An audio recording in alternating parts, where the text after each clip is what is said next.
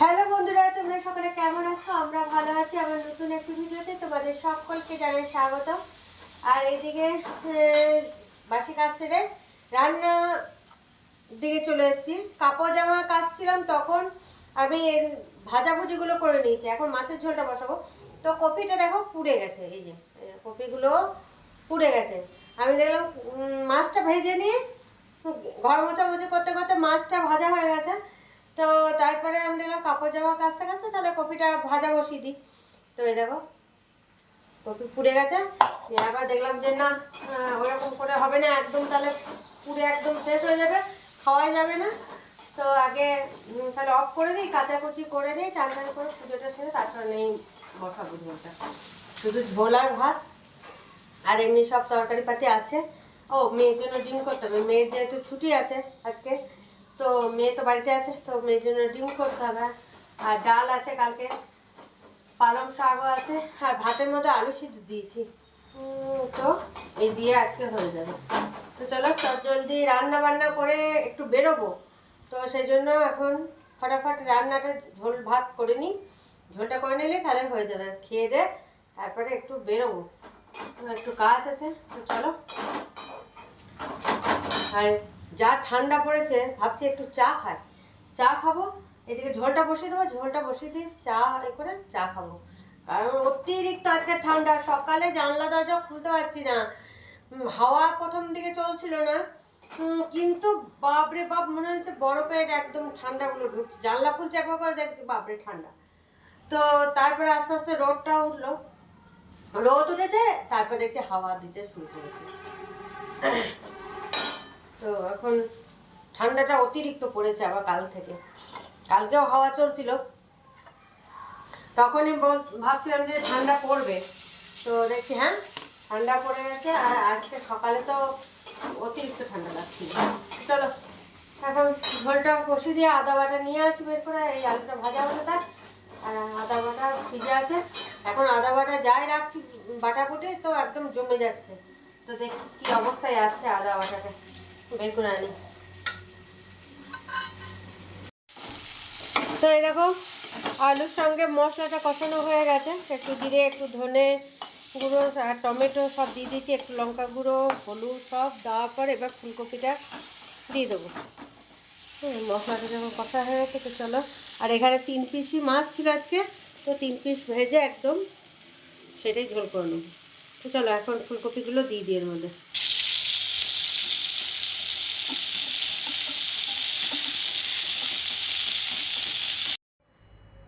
রান্না কমপ্লিট হয়ে গেছে। এবার চলো আজকে দুপুরে কী কী খাওয়া দাওয়া আছে সেগুলো একবার দেখে নাও, নিয়ে তারপরে আমরা সবাই মিলে খেতে বসবো।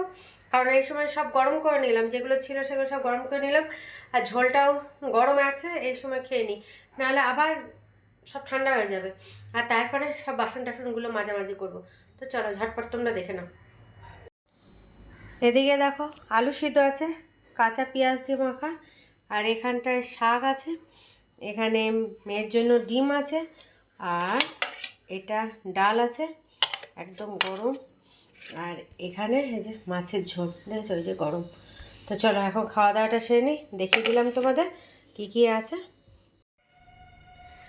দুপুরে খাওয়া দাওয়া কমপ্লিট হয়ে গেছে। এদিকে রান্নাঘর পরিষ্কার করে নিয়েছি, আর এখন দুপুরে খাওয়া দাওয়ার পর এখন দই নিয়ে বসেছি, দইটা খাবো। এদিকে আমি রেডি হয়ে গেছি, আর মেয়ে তো ঘুমিয়ে পড়েছিল, তো মেয়েকে ডাকলাম, বললাম যাবি কি যাবি না, নাহলে ঘুমা।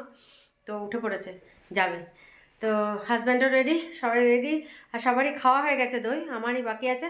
তো চটজলদি খেয়ে এখন বেরোবো। তো হাজব্যান্ড একটা কি জিনিস দেখে এসছে, সেটা এখন আমি দেখতে যাচ্ছি যে কি জিনিস, কেমন ঠিকঠাক কিনা, নেওয়া হবে কিনা, সেই সব জন্য যাচ্ছি। তো চলো দোকানে গিয়ে দেখাবো তোমাদের, যদি সম্ভব হয় দেখাবো। আর আগে দইটা খেয়ে নিই ফটাফট বেরিয়ে যায়, নাহলে আবার দেরি হয়ে যাচ্ছে। হাজব্যান্ডের আবার মানে তাড়াতাড়ি ফিরে আসতে হবে, হাজব্যান্ডের আবার ঘরে টিউশনে আছে, সেই জন্য চটজলদি যাবো, চটজলদি আসবো। এখন 3:40 বাজছে। তো চলো আর বেশি দেরি করবো না। 10 টাকা করে যাবে।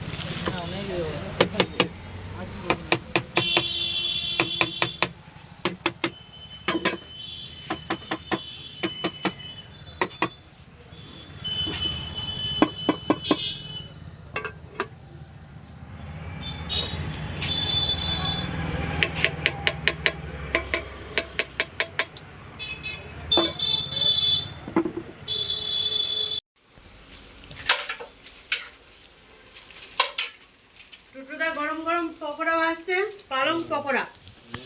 সবাই মিলে খাবো। কয়েকদিন ধরেই বলছে পালং পকোড়া বানাবো, পালং পকোড়া। তো এখন সন্ধ্যাবেলায় পালং পকোড়া বানানো চলছে। চলো, শুভ সন্ধ্যা বন্ধুরা। সন্ধ্যার সময় এখন পকোড়া ভাজা চলছে, এই পালং পকোড়া। তো এখন টুটুদা ভাজাভুজি করছে। তো ভাজাভুজি হয়ে গেলে তারপরে আমরা সবাই মিলে একসঙ্গে বসে খাবো। তো এদিকে মেয়েকে দিয়ে দেওয়া হয়েছে। মেয়ে ওই যে যেহেতু লঙ্কা ছাড়া, সেই জন্য মেয়ের জন্য আগে তুলে দেওয়া হয়েছে। মেয়ের খাওয়া হয়ে গেছে, আবার বলছে যে না লঙ্কা দেওয়া খাবে, সেই জন্য আবার লঙ্কা দেওয়া ওর তোলা হচ্ছে। তো চলো এখন ভাজা হয়ে যাক, সবাই মিলে একসঙ্গে বসে খেয়ে নেবো পকোড়াগুলো।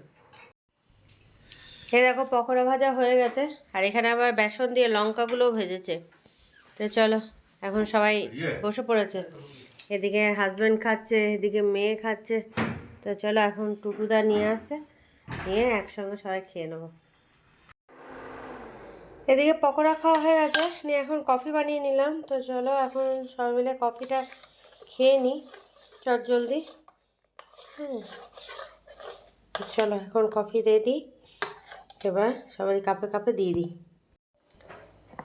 রাতের খাওয়া দাওয়া কমপ্লিট করে এখন তোমাদের সামনে চলে এসেছি। আর রাতের খাওয়া দাওয়া আমি আর মেয়ে করিনি, কারণ সন্ধ্যের সময় ওই যে পকোড়াগুলো খাওয়া হয়েছে, তারপর আর খিদে নেই।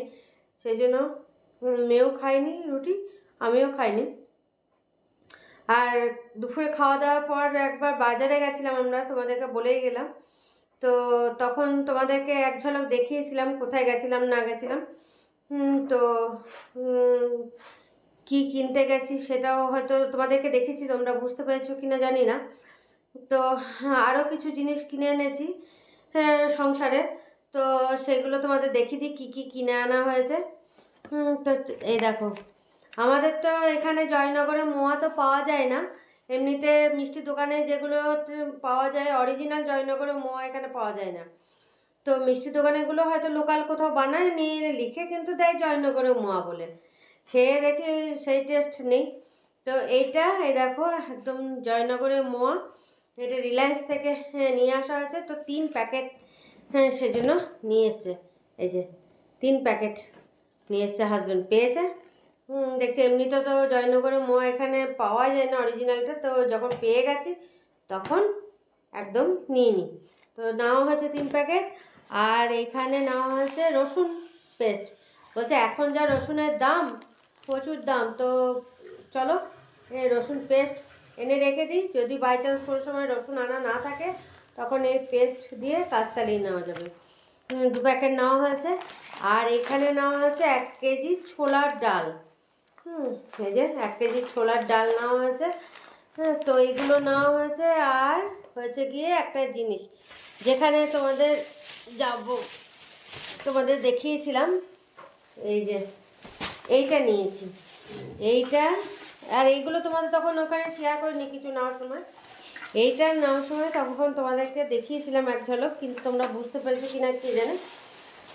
এটা হচ্ছে সেই মোমো কুকার না কি বলে সেইটা।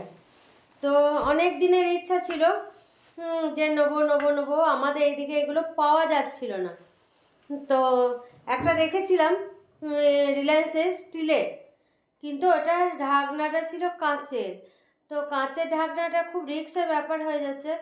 হাজব্যান্ড বললো যে কাঁচের ঢাকনাটা বাই চান্স কোনো সময় যদি কিছুতে ঠোকা লাগে বা হাত ফসকে পড়ে যায়, তাহলে ভেঙে গেলে তো ওই সাইজে আর ঢাকনা পাওয়া যাবে না, তাহলে ওটা পুরোপুরি তখন ক্যান্সেল হয়ে বাদ চলে যাবে।